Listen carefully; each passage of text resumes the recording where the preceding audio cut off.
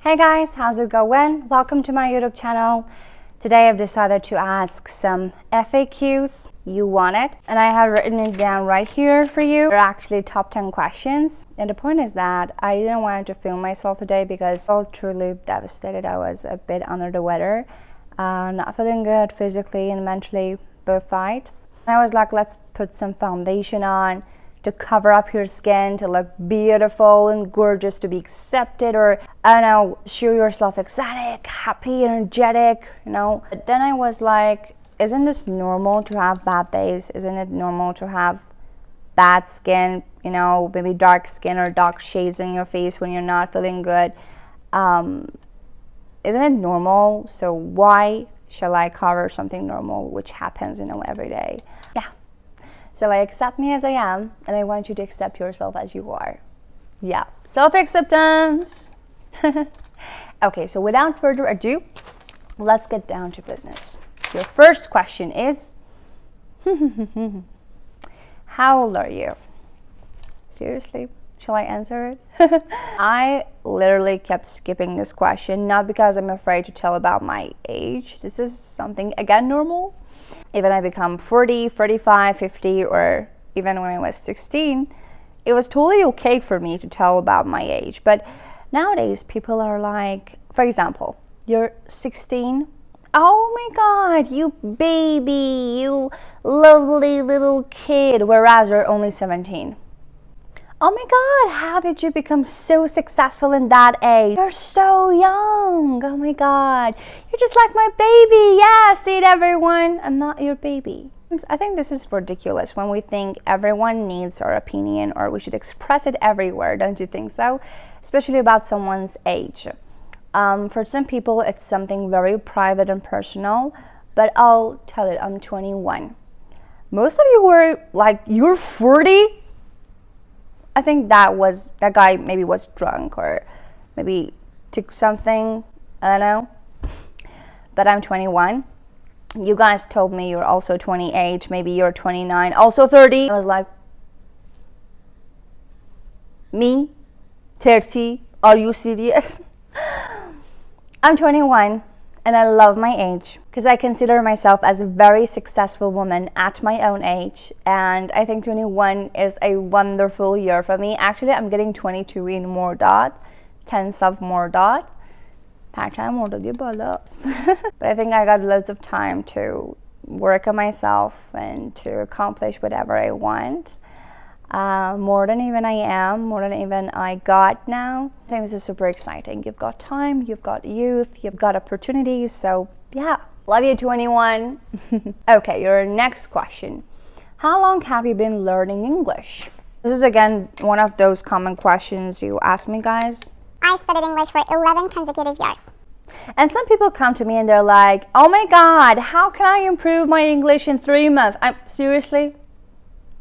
Are you mocking that 11 years? Just joking. But yeah, even miracles take time. I think I was 17, yeah, when I finished 50 semesters, 50 or 53. I don't know the exact number. A year after I entered my university, and then I'm going to tell you the next question and then answer this with that story. Why did you start teaching? When I entered university, I was like, Arzu, you are absolutely forgetting what you've learned. I mean, those nice and advanced collocations. I was a top student at that English school though. Because I wasn't using them, my knowledge was becoming passive, and this was really like an alarm to me, a danger alarm. And I was like, you should do something about it. You should absolutely do something about it. You shouldn't those 11 years. Yeah, it's just like whole life, isn't it? And I was like, okay, why don't you go for teaching English?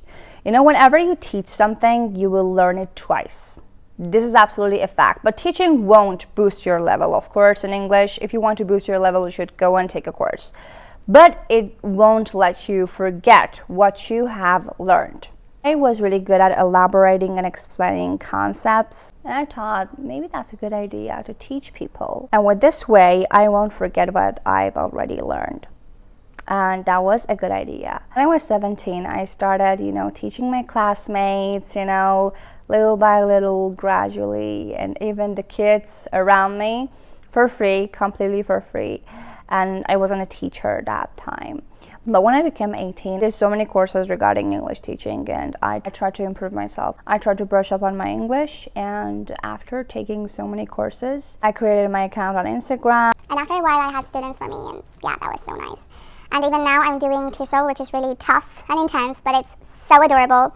I highly recommend it, guys. And this is like, whenever you do TESOL or, I don't know, CELTA or these kind of courses, you're like, oh my God, there's so many things in the world that I didn't know earlier about teaching. And my recommendation for you guys is to always keep yourself updated, even if you think you are, a mega mind in a field, but believe me, you're not. There's always something you don't know. Yeah. So let's go for number 4. Do you have a boyfriend? No, I don't have time for a boyfriend. I've got a husband. Oh, he's so caring. He's a gentleman. He's so supportive. He's so caring, responsible. He's so nice. And if you're watching this video, I want you to know that I love you so much and thank you for rooting for me. Do you regret something? I don't. I literally don't. I've been through so many dreadful situations that when I look back at them, I'm like, how could you bear those? But now I consider them as a lesson of life. I think those washouts and those mistakes and those things that may seem as a regret will become a bridge to success. Number 6, do you believe in hijab? Actually, I do not. This is something mandatory. Not because of our country, but because my page and my activity on social media is being monitored by some people, and I can't say anything and I can't open up to you guys. Even here, I don't like hijab at all, and I'm just forced to have something in my hair. I think this is obvious. And that's it, so please don't want me to explain more, or you'll see me in Goonie. Why are so many people satisfied with your courses? Well, maybe the most important reason is that I care about my students. It doesn't matter that you've participated in the speaking course or the grammar course or you've got in-person classes with me. I always care about my students and I consider their success as my own success and achievement. I think this really matters. To give people the sense that you are important, your process is important, your progress is important, and you matter. I think this is very important. I talk to my students, when they get the course, they're like, oh my God, Wishi, is that you? And I say, yeah, it's me. And when I talk to them, when I provide them with feedback, they're like, oh my God, you're so caring, you're so supportive. I don't believe that a person can be humble and down to earth like that. And we talked, you got so many followers on Instagram. Do I have so many followers on Instagram? And it's just 100K followers. Not that much in comparison to so many pages, by the way. Don't you want to hold TDC courses? I can't because I don't got time on my hands, because courses need to have lesson plans. They need to be well designed and you need to spend loads of time for them, making those PDFs and presentations and the materials of the class, the lesson plans, and so on. So it takes quite a lot of time and I don't have time, but I'd love to. Maybe one day I'll try my best not to let you guys down and have this course for you. It will be absolutely my pleasure. Number 9, do you love yourself? Do I love myself? I'm crazy about myself. Seriously. All of us have got mothers and fathers and husbands and boyfriends and people. But in the end, depth of your own self, you'll find no one caring more than you for yourself. This is maybe the factest fact in the world. I start to put myself first and care about myself. I'm my own priority. If you're your own priority, then you'll be people's priority as well. Last question. Are you happy now? I am happy.